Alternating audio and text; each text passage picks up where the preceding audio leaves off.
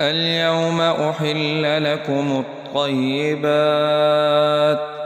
وطعام الذين أوتوا الكتاب حل لكم وطعامكم حل لهم والمحصنات من المؤمنات والمحصنات من الذين أوتوا الكتاب من قبلكم إذا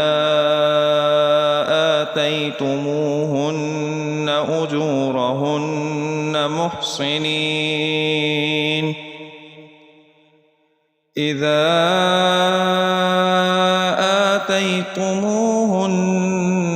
أجورهن محصنين غير مسافحين ولا متخذي